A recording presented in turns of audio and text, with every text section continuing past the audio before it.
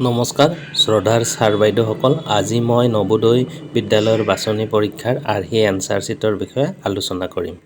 এইখন হৈছে আৰ্হি এনচাৰ শ্বীট।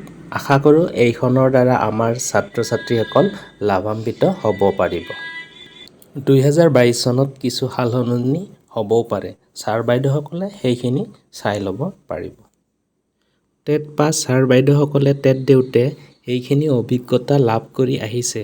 সেই একেধৰণে নবোদয় বিদ্যালয়ৰ বাছনি পৰীক্ষাটো ব্লেক অথবা ব্লু বল পেন ব্যৱহাৰ কৰি এনচাৰ শ্বীট পূৰ কৰিব লাগিব। ছাইড 1ত ষ্টুডেণ্টজনে নিজৰ ৰোল নাম্বাৰ লিখিব লাগিব। মনত ৰাখিব, ব্লু অথবা ব্লেক বল পেনেৰেহে লিখিব লাগিব। তাৰ পিছত স্ক্ৰীনত দেখাৰ দৰে ষ্টুডেণ্টজনৰ নিজৰ নাম আৰু দেউতাকৰ নাম কেপিটেল লেটাৰ্ছৰে লিখিব লাগিব। ছাত্ৰ-ছাত্ৰীয়ে বুজিব পৰাকৈ এয়া মোৰ নাম আৰু দেউতাৰ নামটো লিখিছোঁ। ইয়াত মই ব্লেক ব্যৱহাৰ কৰি লিখিছোঁ। এতিয়া আহিছোঁ ছাইড 2 কেনেকৈ পূৰ কৰিব লাগিব। আপোনালোকে নিশ্চয় জানে এনচাৰ শ্বীটৰ দুটা ছাইডছ থাকে।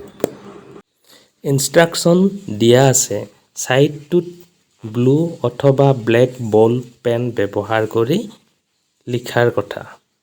ইয়াত এটা ৰোল নাম্বাৰ আৰু এটা বুকলেট নাম্বাৰ উদাহৰণ হিচাপে লৈ কেনেকৈ বৃত্তবোৰ ক'লা কৰিব লাগিব সেইখিনি সুন্দৰভাৱে বুজাই দিছে।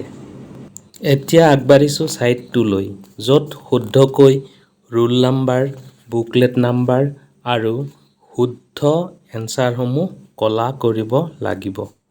বাওঁফালে লিখা থকা টু বি ফিল বাই কেণ্ডিডেট লিখা অংশখিনিহে ছাত্ৰ-ছাত্ৰীয়ে কৰিব লাগিব আৰু সোঁফালে লিখা থকা টু বি ফিল বাই ইনভিজিলেটৰ লিখা থকাখিনি ছাত্ৰ-ছাত্ৰীয়ে পূৰ কৰিব নালাগে।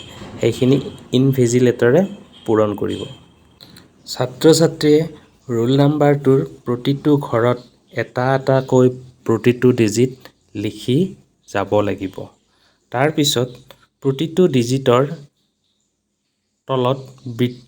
তলৰ বৃত্তটো ক'লা কৰি যাব লাগিব। ধৰা হ'ল 1 লিখিলে 1ৰ তলৰ বৃত্ত যিটোত 1 লিখা আছে সেইটো ক'লা কৰিব লাগে। যদি 7 আছে 7ৰ বৃত্তটো ক'লা কৰিব লাগিব।